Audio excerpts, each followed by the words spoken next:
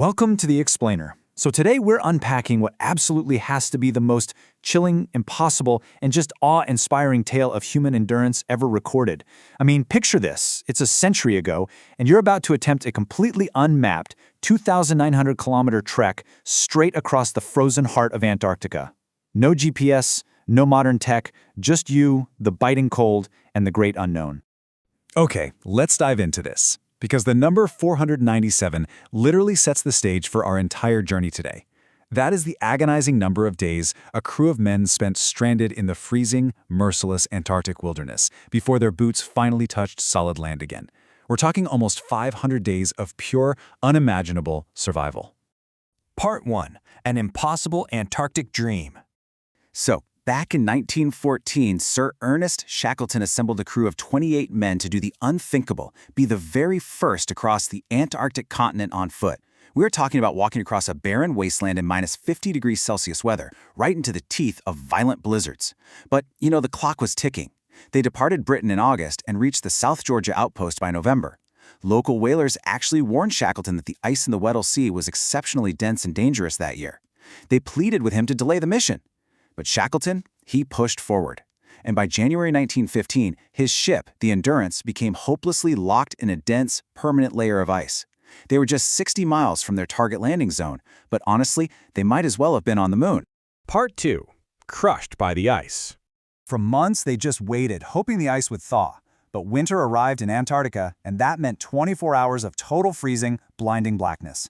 The pressure of the ice against the ship's wooden hull started to build, and by late October 1915, it was actively crushing the ship. Imagine standing on that freezing deck in the dark, watching the stern of your ship suddenly rise 20 feet into the air as the hull is literally ripped apart. Water rushed in faster than the pumps could handle, and Shackleton had to give the agonizing order to abandon ship. Crew member Tom McClarty perfectly captured the sheer despair of that moment, saying, "I don't think we'll ever see our homes again." They were now castaways on a drifting, unstable sheet of ice. At this point, the physical devastation was absolute. But survival now depended entirely on just one thing: mental resilience. We know today from medical science, whether someone is surviving the freezing Antarctic or recovering from severe physical trauma like serious burns, that when the body is pushed to its absolute breaking point, an unbreakable mind is the only thing that keeps the heart beating. Shackleton understood this intuitively. Now, what's really interesting about this is how Shackleton handled the fallout. He basically orchestrated a masterclass in crisis leadership. He essentially waged psychological warfare against despair. Stuck at what they called ocean camp, he enforced strict daily routines so no one had time to sit around and feel depressed. He ruthlessly limited everyone to just 2 pounds of personal gear, and he led by example, literally throwing his own gold coins and a Bible right into the snow. He even lied to the men about their dwindling food supplies just to keep their hope alive, and he made absolutely sure that scientists and sailors alike shared the exact same mundane chores. Part 3. Escape to Elephant Island. But of course, mindset alone couldn't feed them. As the months dragged on, their ice floe began to crack and shrink. They were reduced to eating rotting seal meat and placing small tins of ice directly against their bare skin, letting their own body heat melt it just enough to get a single desperate spoonful of drinking water. It was horrific. As they were trying to navigate these cracking ice floes, a crewman named Ernie Holness fell straight through a split in the ice into the freezing, pitch-black ocean. They managed to pull him out, but he immediately faced lethal hypothermia. Shackleton's solution here was brutal but brilliant. He ordered the freezing, shivering man to walk, and to walk relentlessly through the entire night. Shackleton knew that if Holness stopped moving, he'd freeze to death, but by forcing him to march, his own generated body heat would eventually dry his clothes.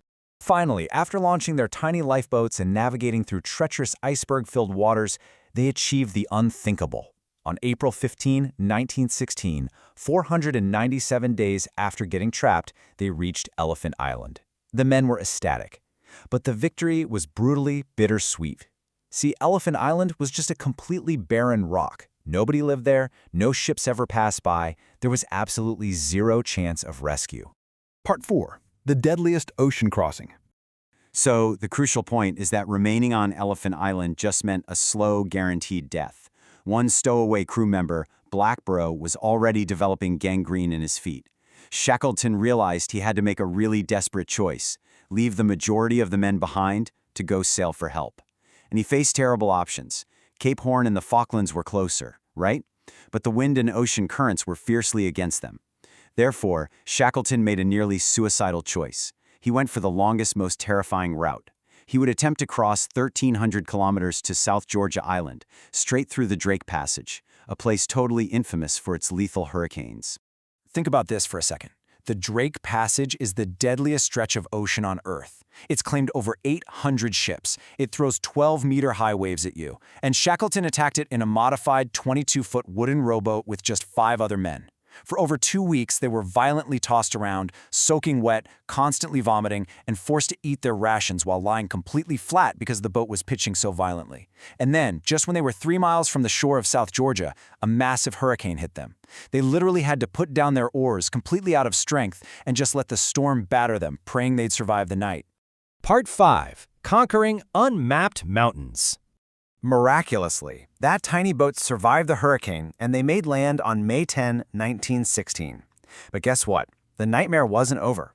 They had landed on the completely wrong side of South Georgia Island. To reach the whaling station and actual rescue, they had to do something no human being had ever done: cross the island's unmapped, glaciated interior on foot. Shackleton, along with Worsley and Crean, undertook a 36-hour final push fueled by pure adrenaline and desperation. They left their heavy sleeping bags behind to move faster. They blindly ascended 10,000-foot peaks, constantly having to turn back when they hit fatal drop-offs. At one point, to descend a steep cliff face, they physically had to carve out a staircase in the ice by hand. This climb was so brutally difficult that fully equipped expert climbers couldn't even replicate it until 1955. Part 6. A Miraculous Rescue. When Shackleton and his men finally stumbled out of those mountains and into the whaling station, they were pretty much unrecognizable walking corpses. Their clothes were in rags, their faces blackened by blubber smoke, their beards totally matted. The station manager looked at them in utter shock. I mean, they'd been presumed dead for 2 years. But Shackleton's immediate thought was for the 22 men he left stranded under upside-down rowboats back on Elephant Island.